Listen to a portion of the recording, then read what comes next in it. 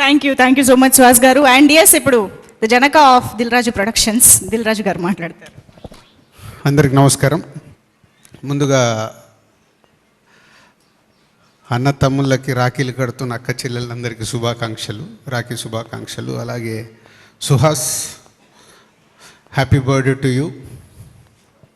And Janaka అయితే గనక ఏంటో కోఇన్సిడెంట్గా ఇక్కడే అందరూ తండ్రులైన వాళ్ళే.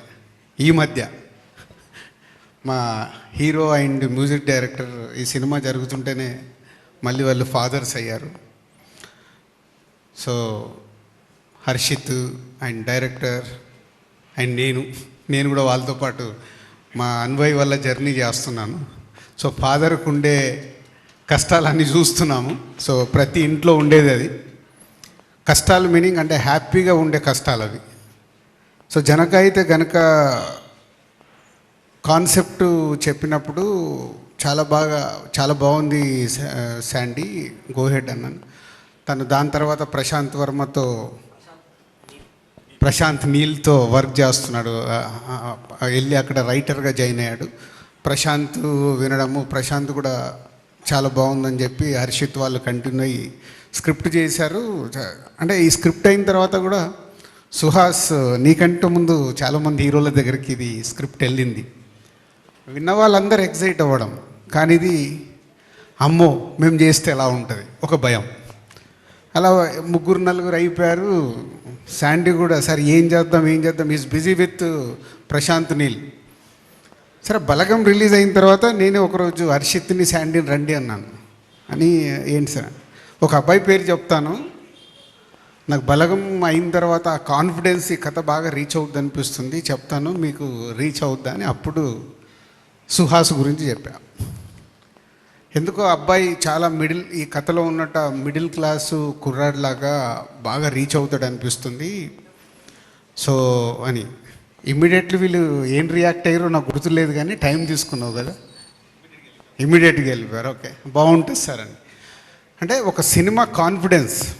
ఇప్పుడు కూడా మనకు ఈ మధ్య రిలీజ్ అయిన హాయి, కమిటీ కుర్రాళ్ళు, ఒక చిన్న సినిమాలు కొత్త వాళ్ళతో వచ్చినప్పుడు అవి బాగున్నాయి, ఆడియన్స్కి రీచ్ అయ్యి ఆడుతున్నాయి అన్నప్పుడు మాకు అది ఏ స్క్రిప్ట్ వచ్చినా ఒక కిక్ ఇస్తాయి. ఓకే ప్రేక్షకులు చూస్తున్నారు చేద్దామని. అలాంటిదే ఇది జనక అయితే గనక. ఒక మిడిల్ క్లాస్ అబ్బాయి వాడికి వచ్చే మినిమం జీతంలో వాడు హ్యాపీగానే ఉన్నాడు, పెళ్లి చేసుకున్నాడు, కానీ పిల్లలు వద్దంటున్నాడు. ఏంట్రా నీ గోలా అంటే, మీకు తెలియదు నా వైఫ్ ప్రెగ్నెన్సీ అయిన దగ్గర నుంచి హాస్పిటల్ ఖర్చులు ఎంత అవుతాయో మీకు తెలుసా నాన్న, మీ జనరేషన్ వేరు మా జనరేషన్ వేరు, డెలివరీకి ఎంత ఖర్చు అవుతుంది, అలా అన్ని లెక్కలు చెప్పి ఫాదర్ని నానమ్మని అందరినీ చూప్ చేస్తూ ఉంటాడు.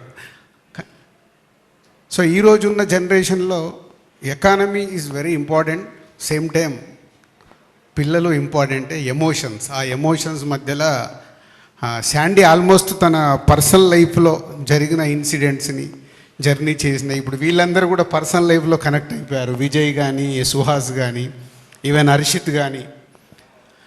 సో జర్నీ చేసేటప్పుడు ఉండేదే దీన్ని హ్యూమరస్గా, సో థియేటర్ అంతా నవ్వేలాగా ఎలా చేయాలని మంచి కాన్సెప్టు, ఒక మిడిల్ క్లాస్ ఫ్యామిలీ, ఒక మిడిల్ క్లాస్ కుర్రాడి తీసుకొని చాలా బాగా చేశారు. ఫైనల్ చేసి మొన్నే సినిమా చూపించారు. సో తొందరలోనే మీకు రిలీజ్ డేట్ అనౌన్స్ చేసి ఒక మంచి సినిమా మళ్ళీ మీరు చూడబోతున్నారని ఒక నమ్మకంతో ఉన్నాం.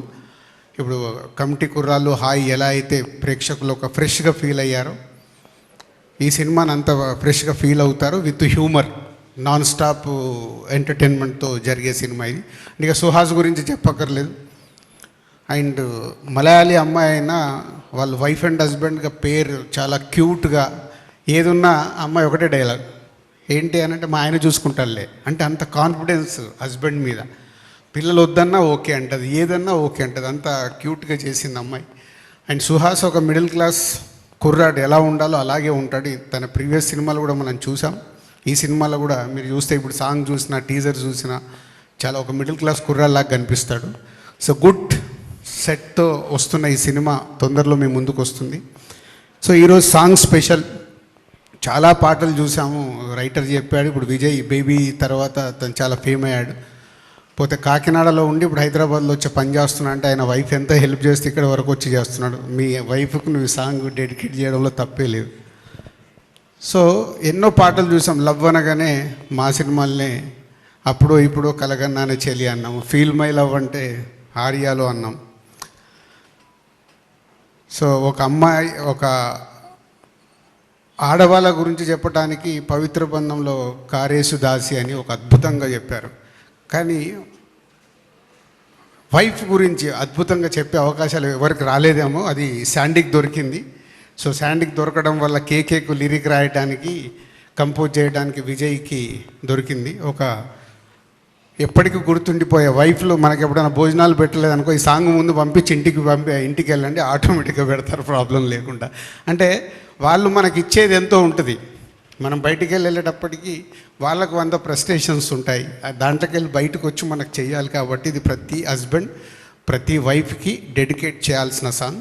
ఈ సాంగ్ చాలా బాగా రీచ్ అవుతుందని, మంచి మెలోడీతో ఉన్న సాంగ్ బాగా రీచ్ అవుతుందని నమ్ముతున్నాం. తొందరలోనే రిలీజ్ డేట్ ఇచ్చేసి ఒక మంచి సినిమాతో జనక అయితే గనక టీం మీ ముందుకు వస్తుంది. Thank you so much.